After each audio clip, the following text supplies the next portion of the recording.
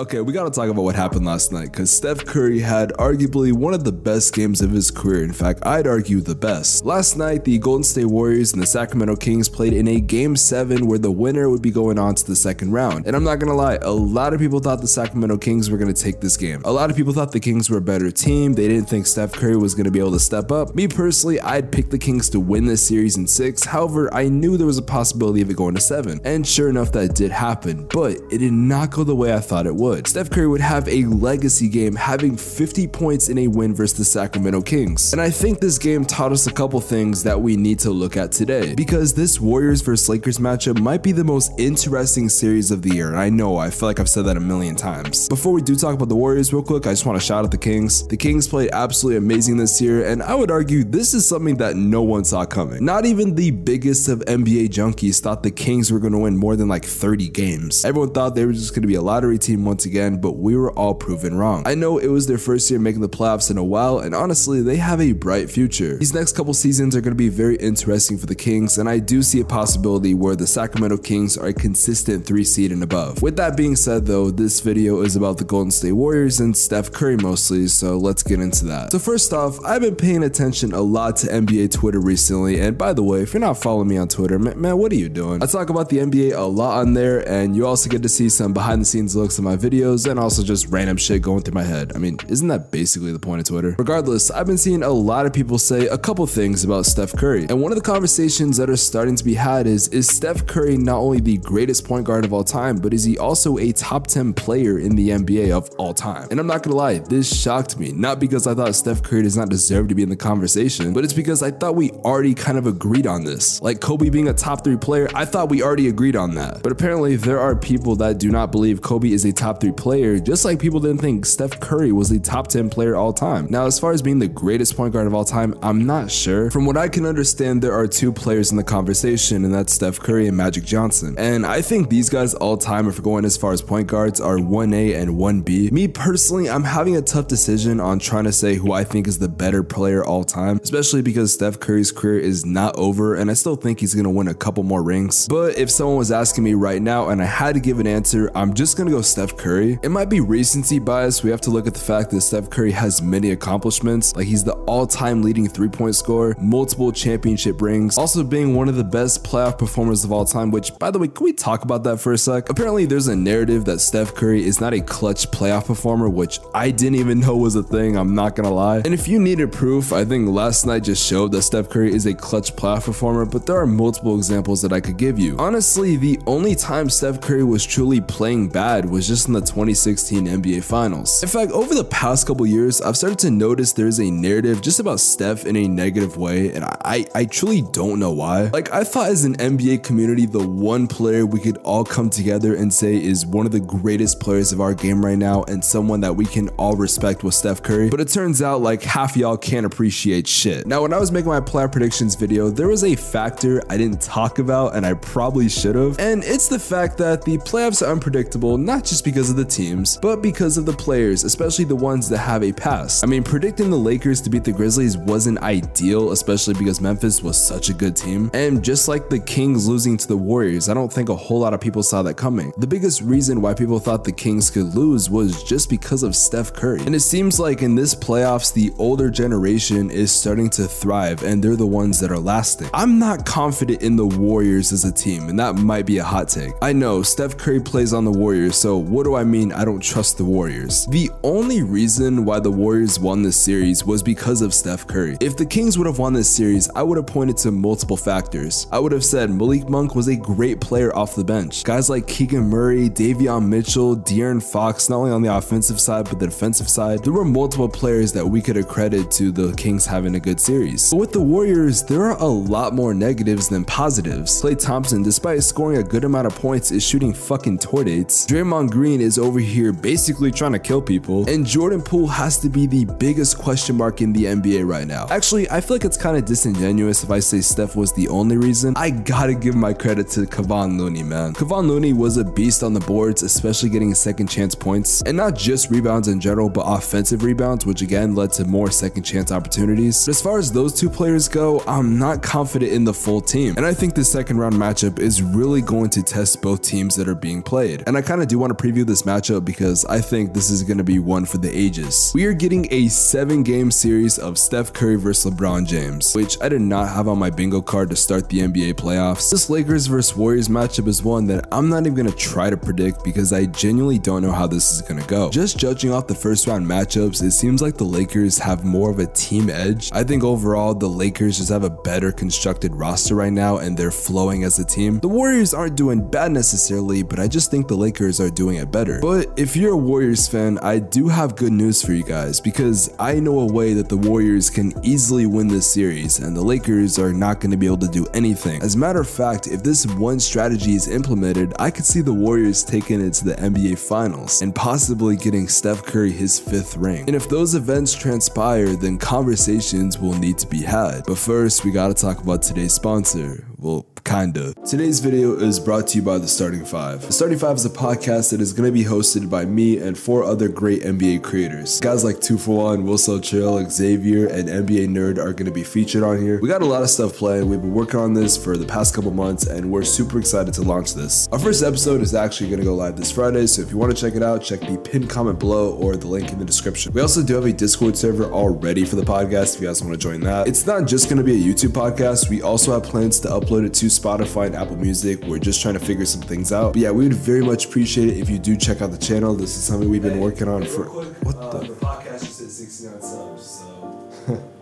nice. Yeah.